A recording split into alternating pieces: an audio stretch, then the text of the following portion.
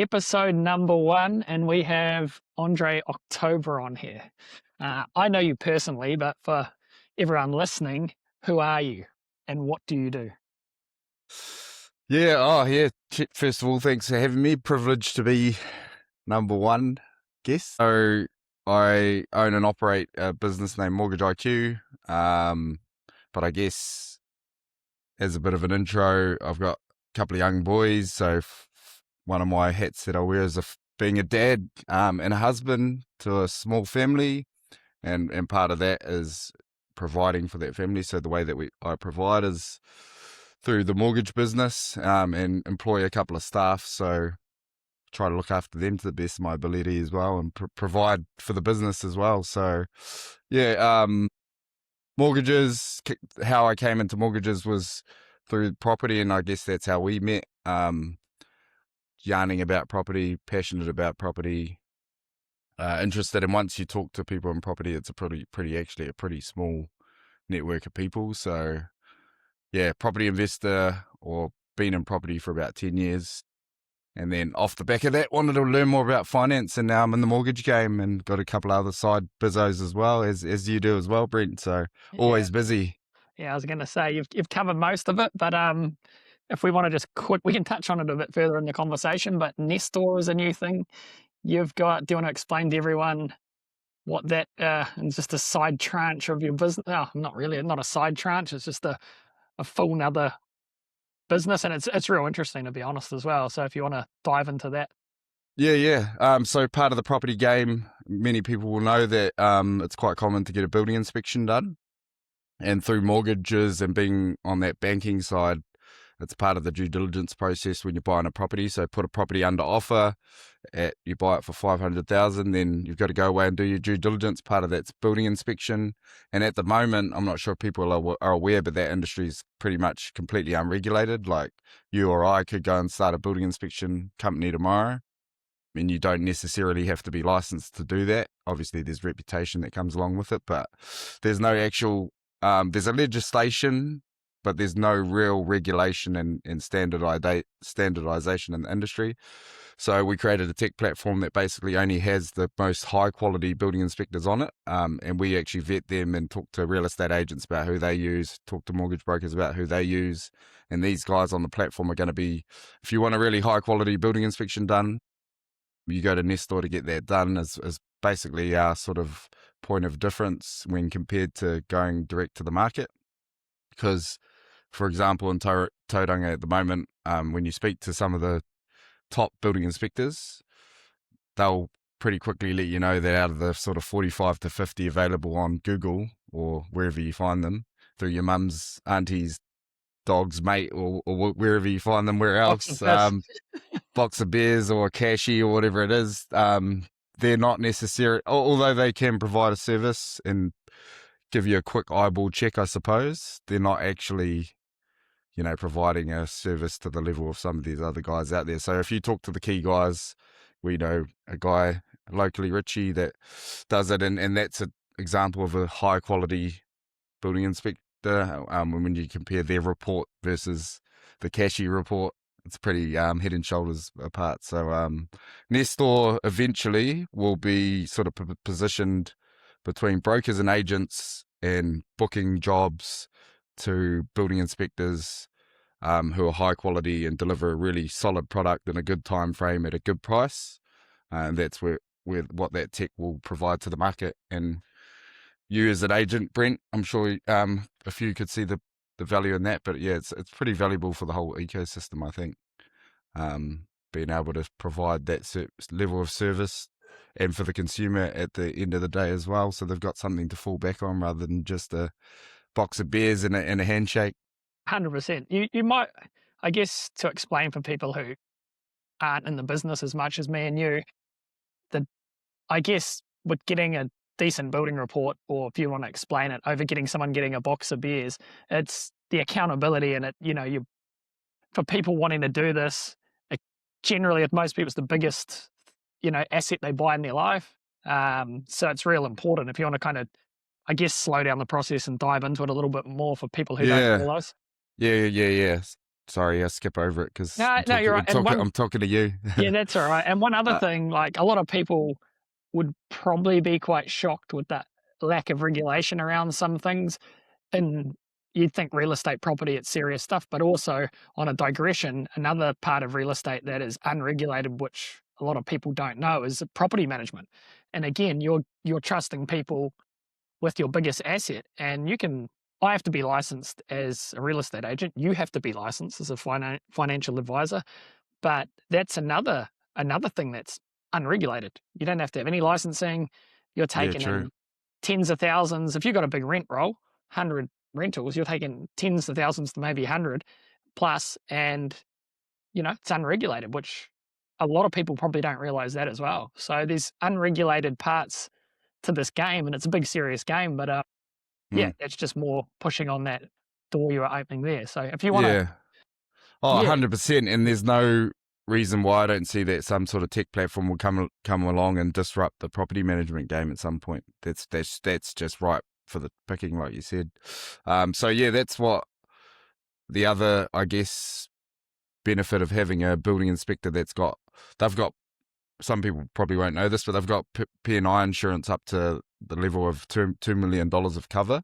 So if they incorrectly sort of report on a property, or they say something that's not quite correct, the good ones have got an insurance that actually protect you. So as long as the building inspection is in your name and addressed to you, their liability insurance actually covers a lot of the things that, if they say something incorrectly or give you a bad recommendation, their insurance will cover their business. So that's something that people don't realize. And actually, if you get a building report from someone else, even though it's been reported on, you have no cover over that if it's not in your name. 100%.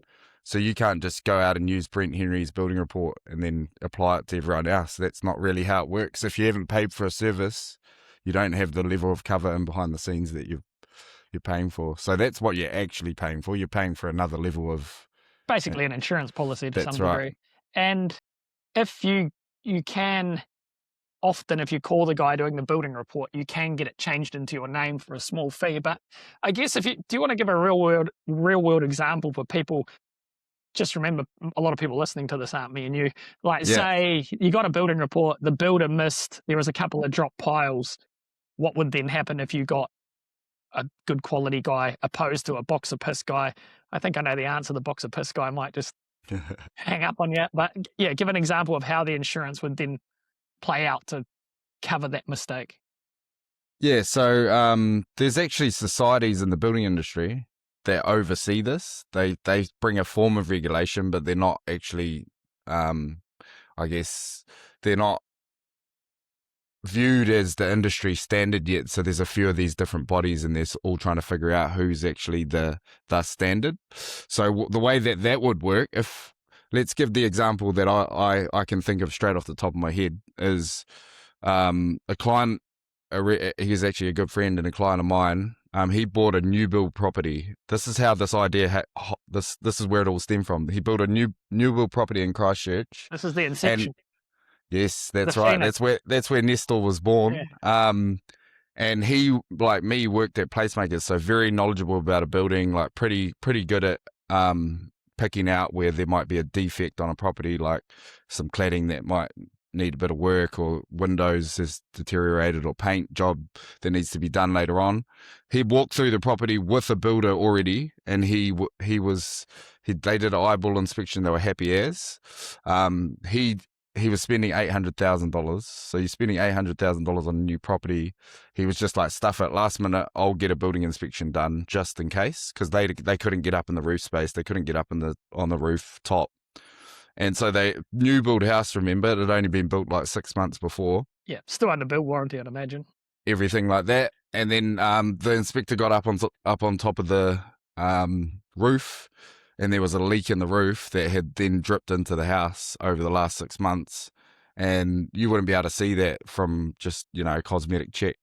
So that report saved him a shitload of money, and he paid $800, ended up pulling out on the sale, ended up buying a similar property that was structurally sound.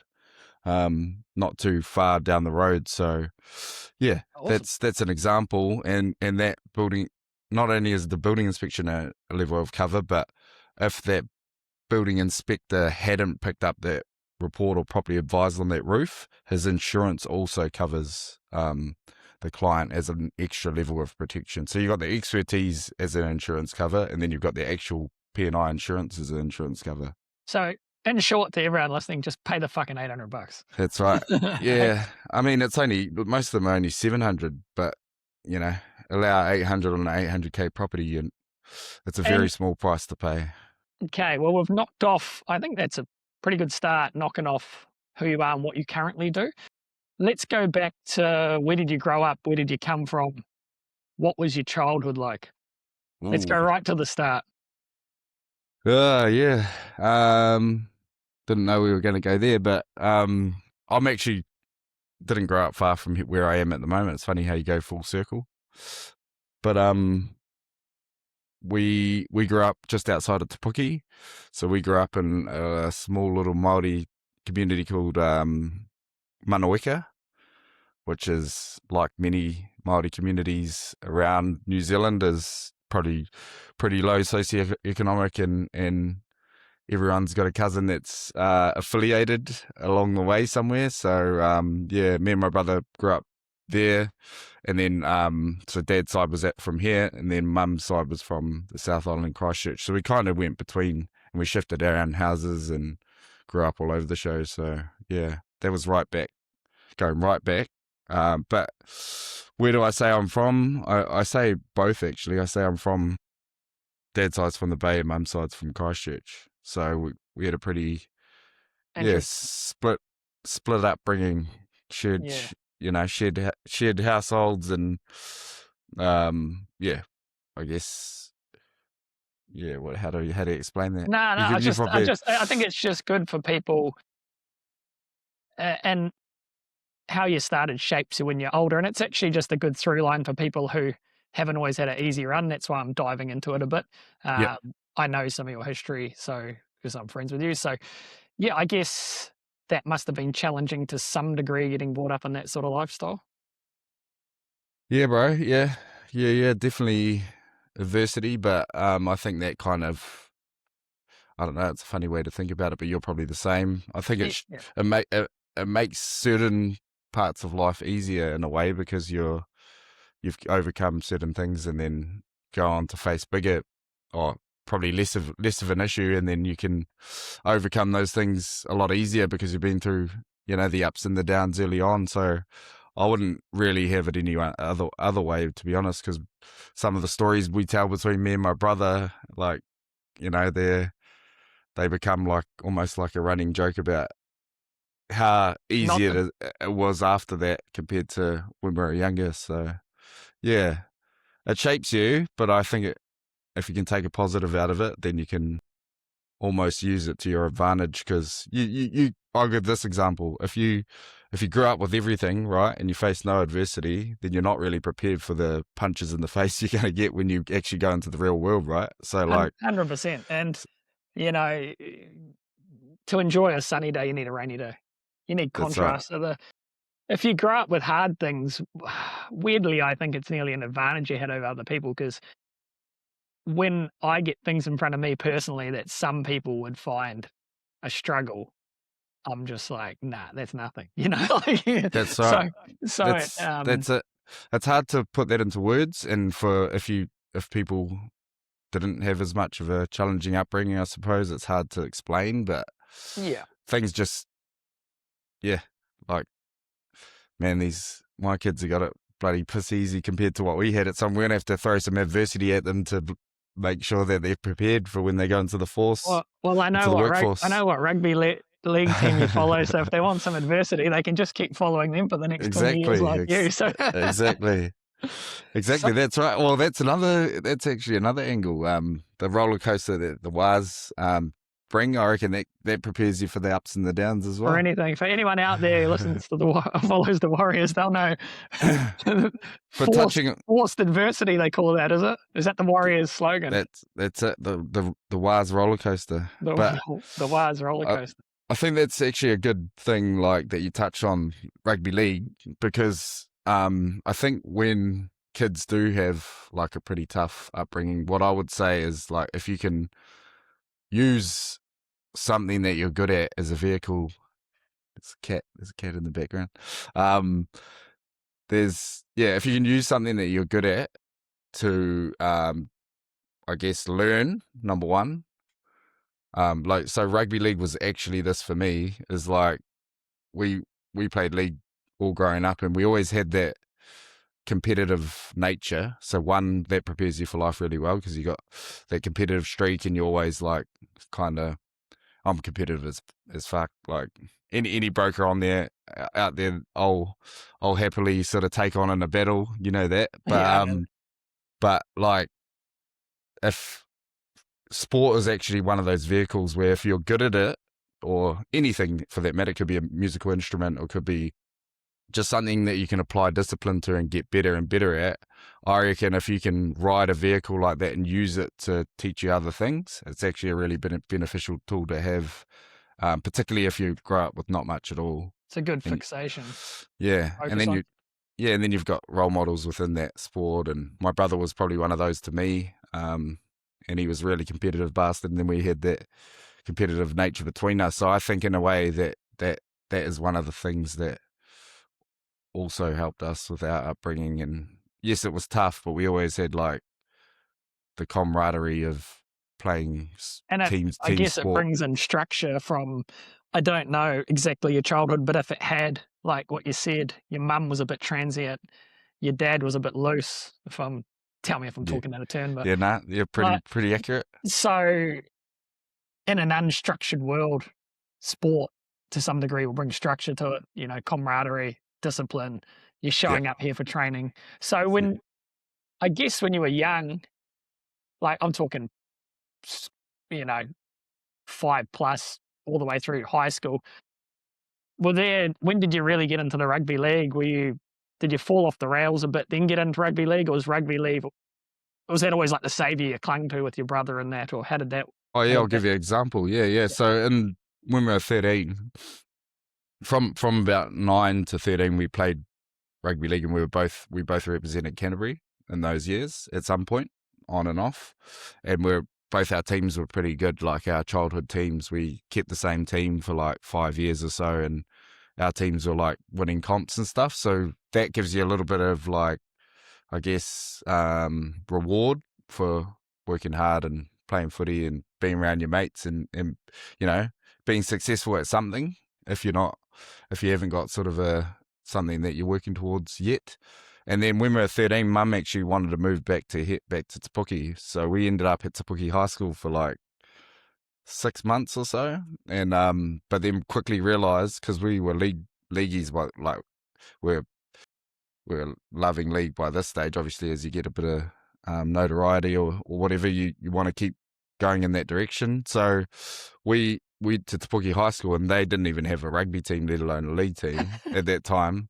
So we were like, what the fuck? Like, what are we doing here? And then, funny story, bro, like my older brother, he actually, he told mum he was going for a holiday back to Christchurch, and he went in the school holidays, like basically save some money and pay for it himself. And he just didn't come back. So I was like, so we were like, he's 15, Yeah. and he just stayed with a mate who was a league mate, just because he wanted to play footy. So the next holidays after that, I was like to mum, I want to go see Macca. Like, Macca's my older brother. I want to go see Macca and see what he's up to and check in. And she was like, yeah, sweet as, I'll pay for you to go down, but you make sure you come back. And then I didn't come back either. So so because we wanted to play league so bad, we stayed down there. And we actually flattered with like one of mum's mates, and we were like 14 and 15. You can imagine what some of the late nights and stuff you get up to as a teenager. But we were there because we wanted to keep going down that route, and both of us ended up playing like pretty good level of footy. So, and I think that was like definitely for me. I was still getting in trouble at 14, but definitely having some sort of purpose and It's some yeah, sort of 100%. thing to drive you in the right direction, I think I for think any sure. human inherently needs a purpose. Yeah, You know, you need a purpose for being, even if it's work, even if it's something. I think idle hands are not good for anyone. Even young, even if you've got no job, get a job. Have a purpose, or it's not good for you. That no, she's all good, man. Like I now look back and I'm like, she done some things right, she's done some things wrong, but um, yeah, like now we've got kids, so I want to give her that opportunity to be a grandmother, and so she's, funnily enough, like the perfect grandmother. So second she's time she's around. she's good. And when I look back, like you're a solo mum, pretty much raising 6 kids. Like anyone that's complaining about the cost of living and like trying to raise a couple of kids these days, Yeah, imagine how like she wouldn't have had a car at points in her life. She wouldn't have been able to go to the supermarket to get groceries. Like imagine all of that stuff. We complain now, but you got Uber Eats, you got delivery groceries, you yeah, got like so 100%. many other more convenient things. And I just look back and like now I just have to thank her for all of that stuff, because I don't know how the hell she did it, to be honest. There's no way I could raise 6 kids I'm by the same myself. with my life, and there's a lot of things that were weird and not right from family members of mine, but I don't think it's good to dwell on those things. I just look at it like, hey, I'm grateful I got brought up. I could have ended up in an orphanage, like yeah, That's all right. people who don't know, my parents passed when I was young, so yeah, I don't think it's worth looking back with a bad lens. I don't think it's healthy. Nah. And that's, yeah, same. Yeah, I wish I guess had a relationship with dad, but mum brought us up. And to be honest, she was the main provider for like that whole time. And she got us there, even though we ran down to Christchurch at 15 and 14. She got us, as far as she could. And I think she taught us a lot of valuable lessons. So Yeah, that's dad, awesome. similar to you, dad passed when we were pretty young, but to be honest, we didn't have like a great relationship anyway. So mum was the main sort of Breadwinner, parent, yeah, parent, breadwinner. parent. She did she was superwoman Yeah, basically. yeah. So yeah, No, now she comes up here and she spends time between here and Christchurch. She's still transient now, and she just comes and goes. We got brothers and sisters in Christchurch. She goes down there. she She come chats up here. she chats to strangers in cafes too. The Yeah, day yeah, I met yeah, her, I yeah, just I was yeah. chatting to her on a couch. I didn't even realize it was your mum until she said, "My son lives here," and I'm, "What?" Well, I reckon that's where I get my business development skills from. I Yeah, she just just yeah, can in talk to cafes. anyone.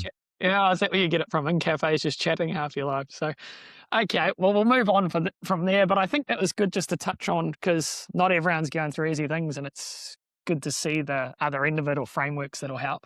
And for you, it was sport. So, um, yeah, Definitely, I think find something that gives you a bit of purpose and use it as your competitive advantage, the adversity, because when you get into the 100%. dark times and the tough times, that's how you get out of it, because you've already been through it. So Yeah, that awesome. And then, okay, in your finance, let's get back to real estate, I guess, and finances and things.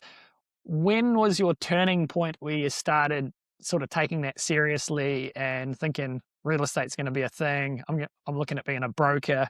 I wasn't always that way in my life, and I don't think you were either. I think we were bears and then running around the nightclubs at some point, not really too worried about much of that. But yeah, when was your turning point? I guess when you started taking real estate, and then I guess the flow on from there become broker.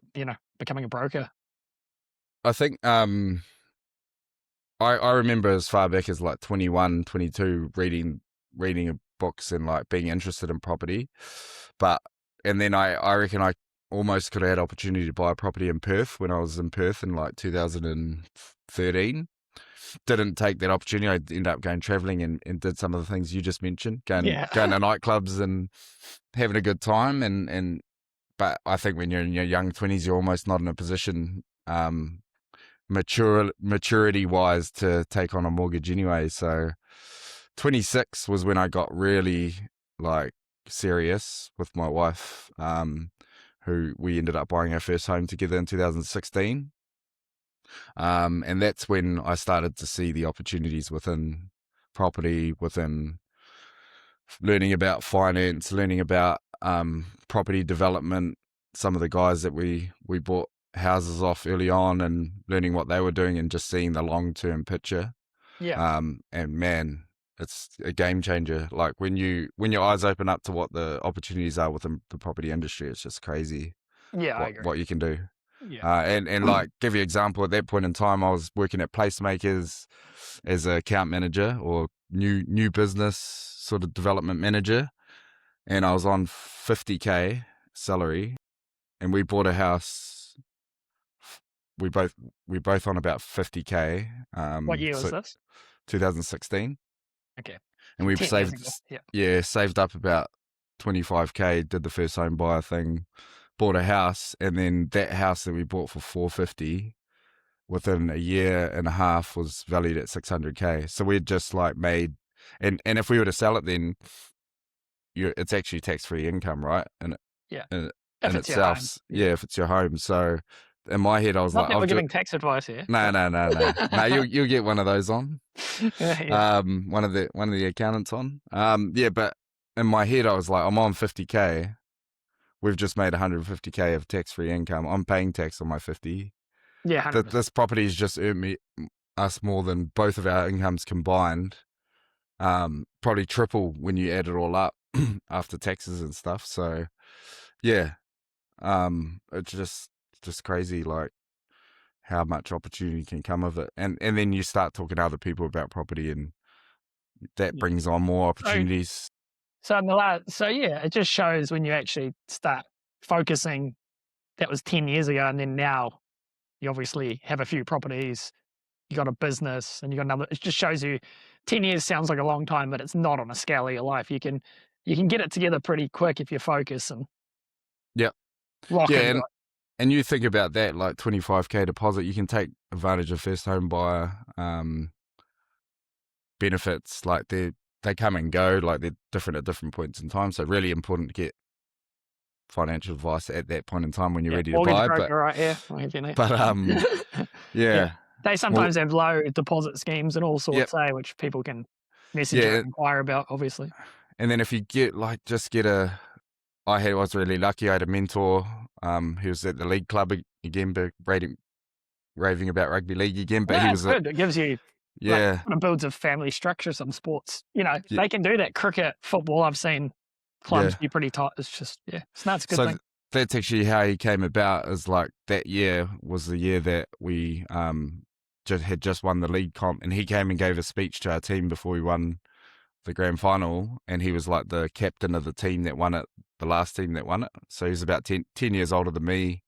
And then after that, I put up a post on Facebook. The first post I put up was looking for some real estate agents to help me buy a property, which probably highlights how uneducated I was at the time about Yeah, it's all right. actually who to talk to. But put up a Facebook post, and he was the first one that commented after the league season, and he was like, probably don't talk to real estate agents, get some independent advice first. And then that was really good advice early on, and he called me and sort of guided me through the process. Yeah, so that was really handy to have someone like that. So if you use the first home buyer benefits, talk to someone that knows a little bit about property like yourself, Brent. And remember, even though I'm a real estate agent, who does the real estate agent work for, Andre? For people who don't know, you got to remember a lot of people don't know this stuff inside Yeah, out like yeah, us. So sorry. you could dive Yeah, into that if you like. Not trying to beat up yes, on real estate agents. I am one no. also, but like explain that. I guess it's just like It works for um the vendor. everyone's got a job in the process. The mortgage broker's getting you finance, but in that process, a real estate agent, generally speaking, is and although they do help you through the process and explain how the steps work and everything, end of the day, when the check gets paid, it comes from the vendor. So whoever's paying the professional is normally who they're acting on behalf of. So you just got to keep that in mind. But yeah, there's some We actually yeah have an obligation to, work with the vendor. Yeah, it's our actual job to extract the most for the vendor too, which people doesn't mean we can't be friendly, we can't be cordial to like people who are buying, but just be a bit careful where that lays sometimes when you're yeah in it. yeah yeah You yeah know, because they get so. That's, I guess, what he was indicating there on the post is just saying get some independent advice as well as taking all of that information in about the property and everything from the real estate agent. Yeah, and so that was a sounding board for me right from the start. And he's a client, but he's a good per, person I definitely listen to in terms of taking Sage advice. advice. Yeah, Yeah. and just independent voice, like a sounding board for ideas, and not conflicted at any point in the process. Even a broker to a certain point is conflicted in the process, right? Like I can't tell clients exactly what to offer on a property because whilst I have a lot of property experience and I'm a property investor as well, as a mortgage broker, you're incentivized for them to buy the house. So you can't really be like, you should be offering about this and, getting really specific on it. You can give general guidance, but it's not, it's, if you can find someone that's completely removed and Yeah, doesn't 100%. have a way to benefit from the example that you're talking about, then that's the person you almost definitely want to listen to, as Yeah. long as they've got property experience, not Experience as just well. the brother at the barbecue that's cooking the sausages and feeding out onions. It's actually a hard world for people to know where to go sometimes, because even I've met financial advisors who are shit with money. They might have the license, but real estate agents who don't know crap about property. So it's actually, yeah, it's like this weird nebulous of like, it must be hard for some people to know where to go, for trusted advice. It can be quite Hard out. confusing sometimes for people. It's almost like there needs to be a solution for that, mate. It's Oh, I think you might know one. So, yeah. okay, well, uh, what is something? Well, I'll give you a bit of a through line. I've called this podcast The Mile Extra, and the sort of tagline of it is, it's sort of paradoxical, but it's sort of the hard way is the easy way, is my tagline of this podcast. So what I mean by that is, like, I fundamentally believe that doing hard things consistently, whether it's like not going out, saving money towards, buying a deposit, sacrificing a bit for today, will ironically make your life easier later. Like training and being healthy today will make you not be unhealthy later. So, where I'm going with that, I'm going to ask you some things that you've done in your life that were hard at the time and that have paid off and made your life easier later. I think I already know some of them, like buying that house, but it's just to give people a bit of momentum to think, get over, this is going to be fucking hard. Why should I save? Why should I try, waste 2 or 3 years saving for this house? Because paradoxically, if you don't, it'll make your life harder later.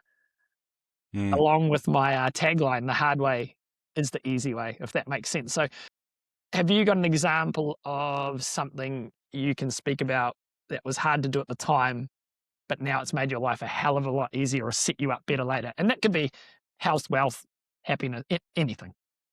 Yep. Yeah, I'll give that example around, I guess, living circumstances. A lot of people call it rent vesting, I suppose, but there's been multiple times when we have, and we're doing it actually at the moment. The house we live in, we don't own. We own 3 properties, but all of those are rented out, or one's a luxury Airbnb. And the reason why we do that is because we know that in the interim, yes, it's inconvenient not living in a big, nice house, but over the long-term plan, you're able to set up some goals. You're able to maybe look 10 years down the track, 5 years down the track, and make sure that you're working towards a means to an end, I suppose. So, like, we're able to shore up a position by renting a property, rent our properties out at probably more of a premium, and that in itself saves us a lot of money on our accommodation costs. So we did that also at the start when we first bought a house. There's 2 examples. Yeah. Number Give 2 one, examples if you want. Yeah. we lived with my mother-in-law, but my wife's mum and their family for like a good, I think it was about 12 months while we saved a deposit for a house. And some people will, say, and fair enough, that not everyone has that luxury. But if you do have the luxury, most people have the access to a flat, right? So if you can go flatting instead of living in a big fancy house in the mount for a period of time while you're saving for a house, you should probably do that. Like, that's the hard route, but most people aren't prepared to sacrifice and do that. They're not, No. because of, I think, what you touched on before. It's the whole keeping up with the Joneses thing, right? So, like, they want to stay in where they are now or progress further. They're not willing to take a step back to then go forward. And I think that's like, you've got to do what other people aren't doing. So like 100%.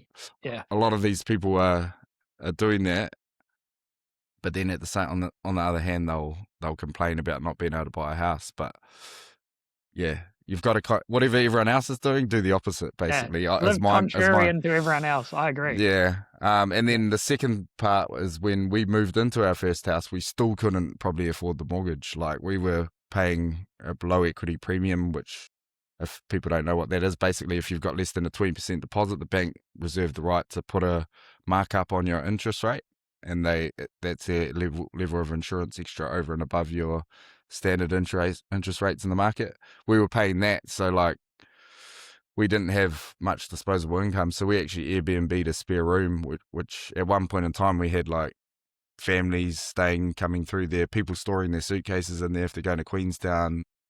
This house was in Christchurch, and we had German backpackers, people from the US. We actually made some good friends out of it, but we still inconveniently had like all these people coming and going from our house, which wasn't ideal, but Yeah. you just do what you got to do. Like, Yeah, I did the same. My first house, I just packed it. I think I had a 3-bedroom house and I made a downstairs bit of the garage, even another room, and I just packed it with my mates. It was pretty cool at the time too. We'd, play Circle of Death, get on the piss a bit, layer up a bit, and it was cool, but they were still annoying.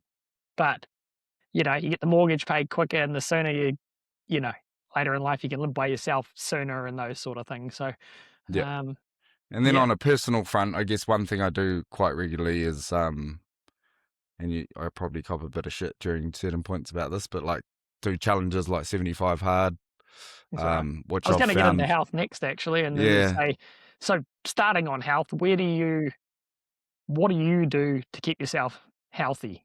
And that can be physically and mentally. And how important do you think it is in regards to being able to help, you know, keep energy to look after your kids, run your yeah, business? How important is health around your life? I know it's quite an important part, but yeah.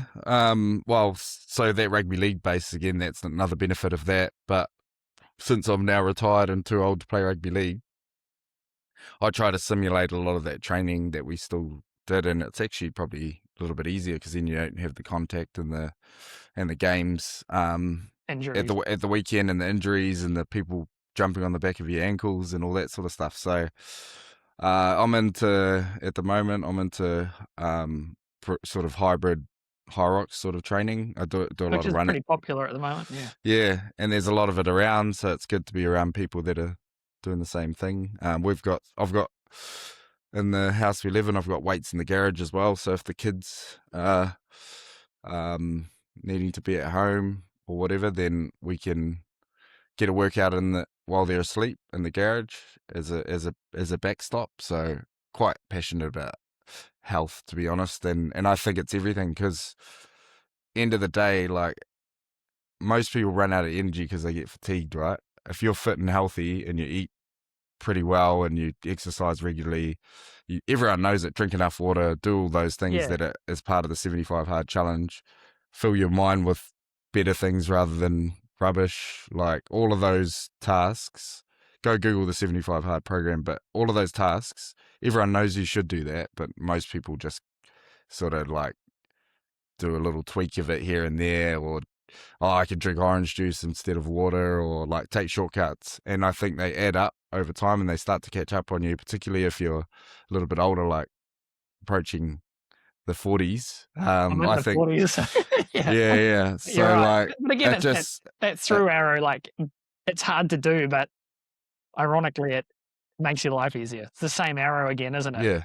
If you like, you can't tell me that if you get up in the morning at like 5:30 and go for a walk or a run or a weight session that you don't feel better for it for the rest of that whole day. Like it's hard to get up, but then once you've done it, you've now ticked off like one of the hardest tasks for the day, and now everything else is easier for the day. So that's an example of, yeah. And even in winter, sometimes I don't want to do it, but I'll get up and just Yeah. run with a beanie on. But then you look at when you were like kid.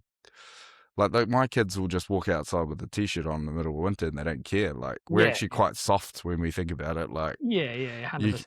you, cold water's not really that big a deal, really, is it? It's all in your head, I suppose. Once you get up, get a beanie on, get a polyprop or whatever underneath. You're into it. It's not even that cold outside. Like, Nah. Well, I live in my current house now, weirdly enough, and it's a 50-year-old house I'm gonna renovate, but at the moment, there's no insulation. No walls, no nothing, and someone said to me the other day, like, "Is that that must be real annoying." I was like, "I'm just used to it now." I was like, "Humans literally lived in a cave one we were cavemen. We lived in a freaking cave." So I'm like exactly. like, we're a lot tougher than a lion out on the savannah doesn't wear a hoodie, and then, like, we're tougher than we think, like, so, Yeah. yeah, And it's interesting. it doesn't need to be a big cold plunge or whatever, but if you just shock your body with a bit of a outdoor walk or a bit of fresh air, like you'd be surprised at how much better a feeling it is than just sleeping in till 7, 8 o'clock in the morning and then getting up and trying to eat your breakfast and get about your day. I think it's almost like I'd say number two priority for me. You obviously got family and getting the kids ready, and sometimes I have to skip a workout in the morning to do that. But I'll always catch up on it at lunchtime or whatever, because I think it's one of the top things that keep you going. And then if you talk about like ability to go the extra mile, how do you do that? Like, how do people look at people and they're able to work till like 9 p.m. or 10 p.m. at night or put in an extra meeting for the day? Most of the time it's because they're fitter than everyone else, or 100%. or healthier. Who wins games in the last 20 minutes? You know Yeah, this. yeah. That's that. It's being able to do the hard thing. Again, we keep gravitating back to it, I guess, but it's the hard thing, you know? Uh, It's yeah, it's and if you look at successful people, most of them have some sort of exercise worked into their regiment. and It's I just guess if a you are real time non-negotiable. short, so I was gonna go health, wealth, happiness. We've talked health, wealth. So what would be, I guess, something hard and when it regards to wealth that you put in the time, whether it's saving for a deposit and then it made your life easier later? And what would be one tip you can give people? You gave one with nutrition and steps on health. What would be a couple on wealth and what Yeah, was something hard you did in regards? Because I know people find it very hard to save and they'll be like, why should I save? Like what's the fuck it YOLO? A lot of people don't want to because it seems like the mountain's really high, if you know what I mean. Like you're trying to save a house, that mountain seems high. So I guess if someone's saying to you, why the F should I do that if I'm 25? What would you say to them in regards to wealth? yeah. Well, you've end of the day, you've got to have something. I think I've seen someone talk. If it's not property, it might not be property. It might be investments. It might be gold. It might be something that you get interested in. You go down that track. But end of the day, the fact of the matter is this: that if you put money in the bank, even if you save, that money's devaluing year on year on year. It's not going to make you any money.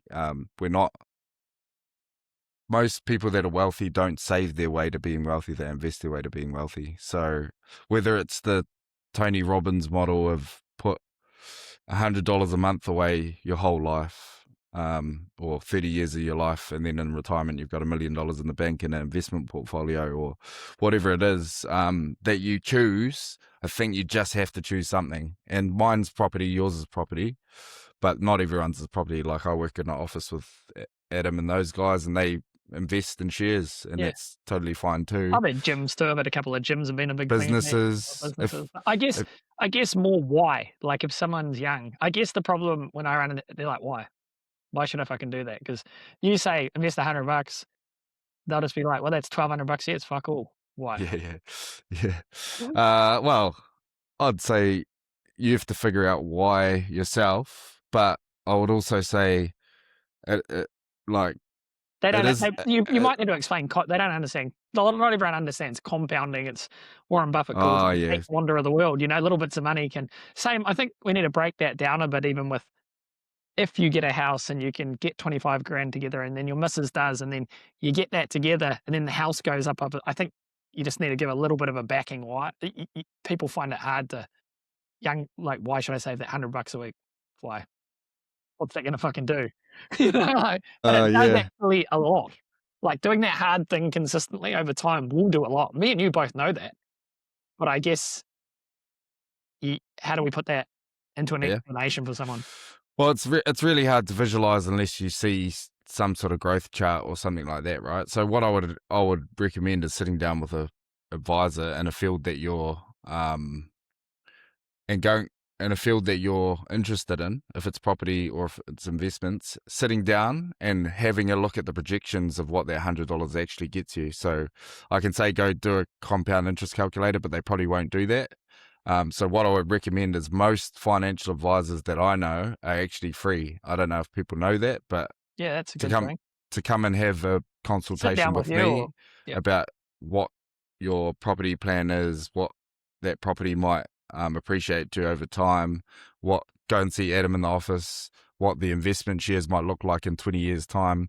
That, for the most part, is free. If you can get free advice about what the projections are and set yourselves up with something that you can save towards and work towards, I think if they can visualize it, because it's not 100%. that easy to just explain it without a big chart and everything like that. If they can You sit could, down and get free advice, yeah, I would say do that as a starting point. If it's free, what do you got to lose? Like, just go and sit down with a professional, have a look at what that actually turns into over time, and then to make a decision from there. Because to be honest, like some people are quite happy just doing what they're doing and going to the bar on Friday night and spending that $100 instead. But is that I think a lot of is it people, a lot of is it that people. big a price to pay? One Really? thing I've learned, I think it's through arrow we're getting at, is it's worth doing the hard things, and it runs parallel to human nature. I don't know. Have you ever heard about the marshmallow test? I don't know if I'm quoting it verbatim. I could be a little bit off here. I'm pretty sure it was a Harvard test done in the 70s. I could be a little bit out. Could have been Yale, I'm not sure. But the point of the thing is they got all these kids. This is real interesting.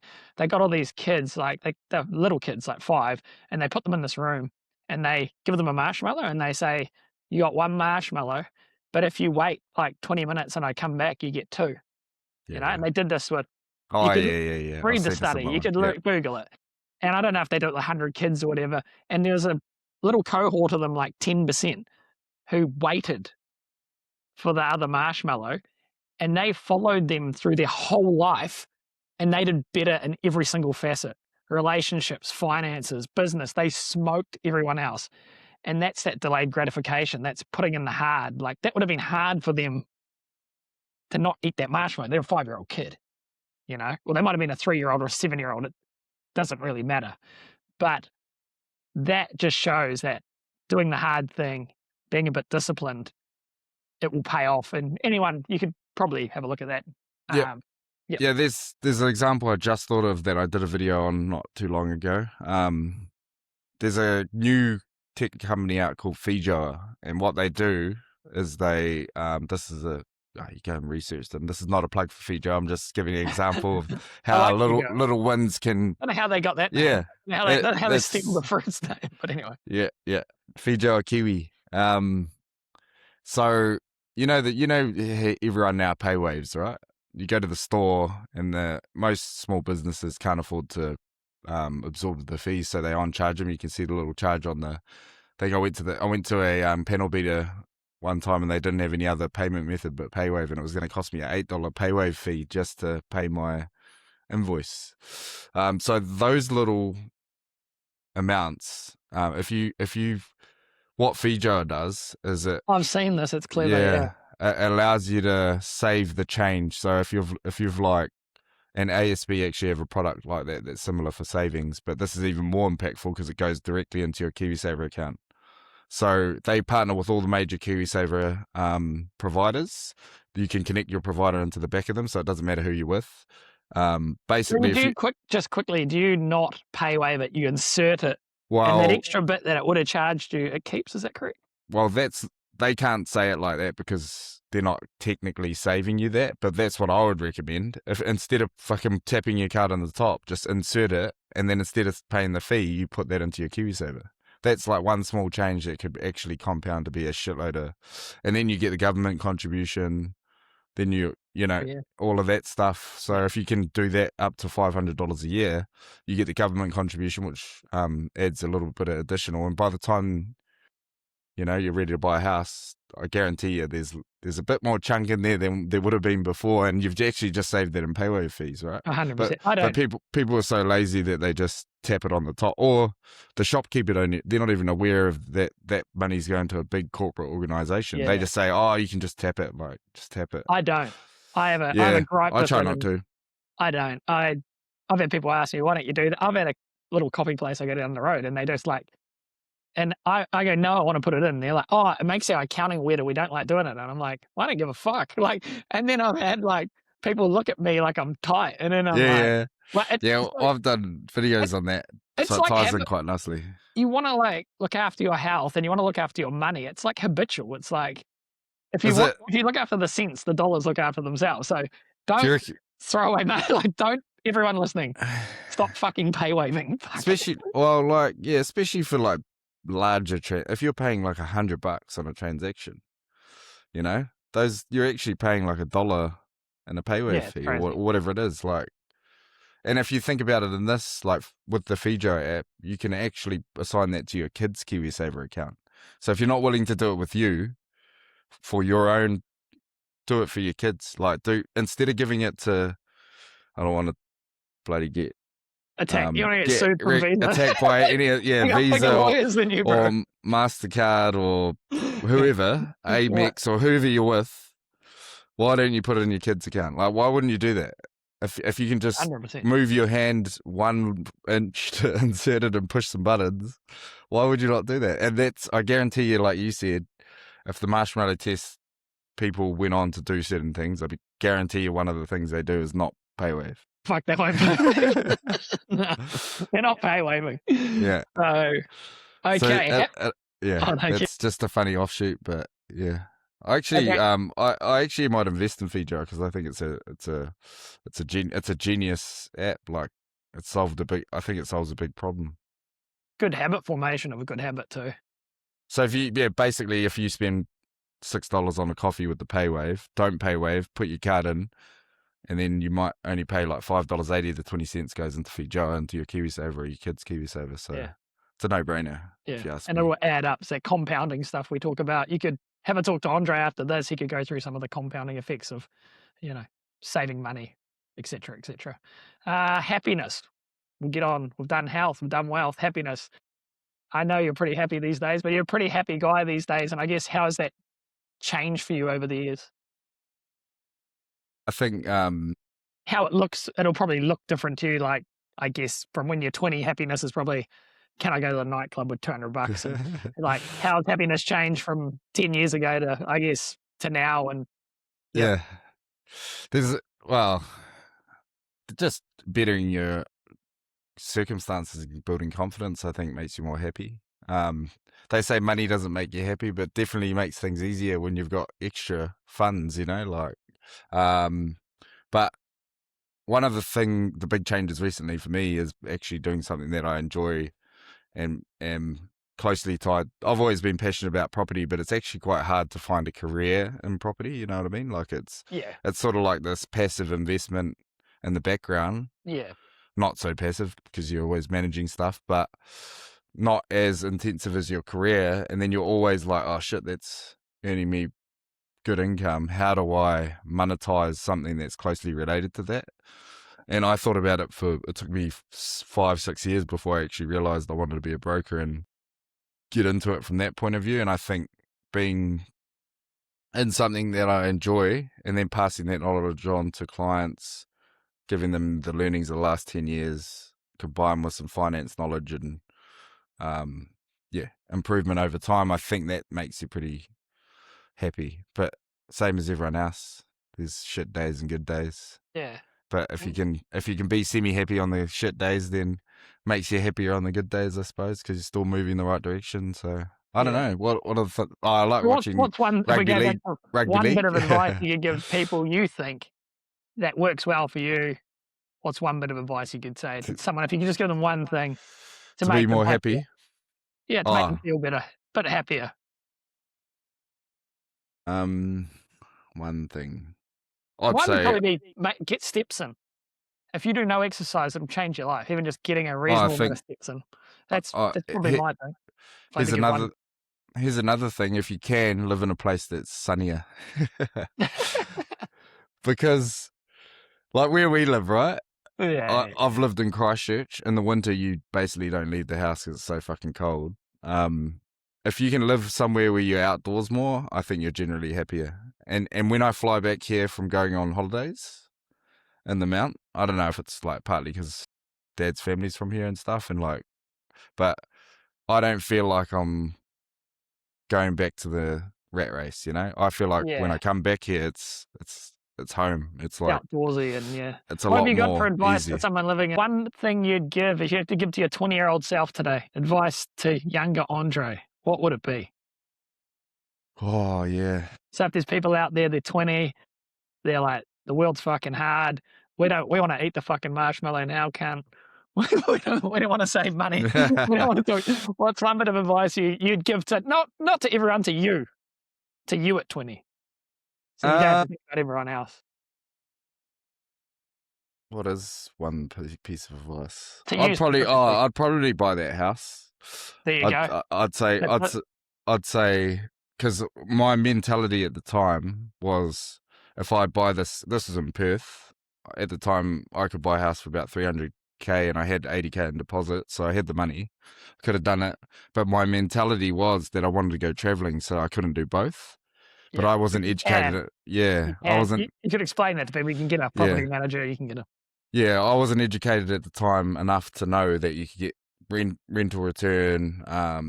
You could get cash flow properties that are probably better rental return, so you could piggy bank some money if there was some vacancy. You could get a property manager. You could get flatmates. All of those things you're kind of not educated on, so you don't do it. But I wish that's probably my main little piece of advice is like buy a house early, even if you think you're going to travel or move or whatever, and then turn it into a property or sell it and get a better investment property with the capital that it makes. I Because agree. the earlier you start, the better you are going to be in That the long term. it's that compounding thing. We keep playing that violin, but it really is with shares, with property, with anything, Yeah. So that the key compounding. there is to be happy. You still go traveling and still do all the nightclubbing and everything like that through the 20s. You just find a way to still manage the The house. repayments of a house. Yeah. Yeah. There you go. Balance. There you go. There you go. Okay. Well, where can people we'll wrap this up? Where can people find Andre? And hey, thanks for being on the number one episode. And where can people find you online at? The name's on the screen there, hopefully, if they can see it at the end. But Andre the mortgage guy on Instagram. I've been chasing down Brent Henry's page for about 2-3 years now or something since we first met. But yeah, Andre the mortgage guy.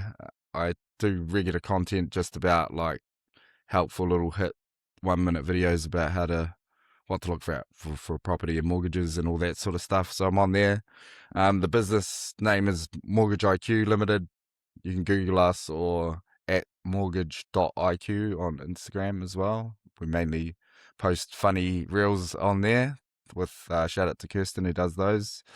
Or just, yeah, get in touch with I'll throw the Brent. links. I'll throw the links on this post And as my well. email is pretty easy to find as well, Andre at mortgageiq.co.nz if you want to book in for any sort of. Thanks for having me, man. And it's cool to see someone doing a potty local because there's a lot of chat about people need to do it, but it'd be cool to see some interesting guests that I'm sure you've got lined up. So Yeah, I got some pretty good guys lined up and girls and women, women and men. But yeah, it'll be kind of going on the through arrow of what you're saying, just doing something. I like property, but it is slow moving in between transactions and you can't always be, unless you're very, very wealthy, you're not going to be trading a property every week or two. So I've always had a natural kind of penchant to talk and it's part of sales. So I thought it's something I enjoy. So it's not even we about making money or anything. It's just seeing if I can make it something. yeah, we can chuck your interview in there if we're short of an episode 1 week, and I'll ask some questions and dig some info out for your guests. Yeah, you can Sure. do one on me. Yeah, Yeah, exactly. There you go. awesome. Okay, bro. Appreciate it. No worries, mate. Thank you.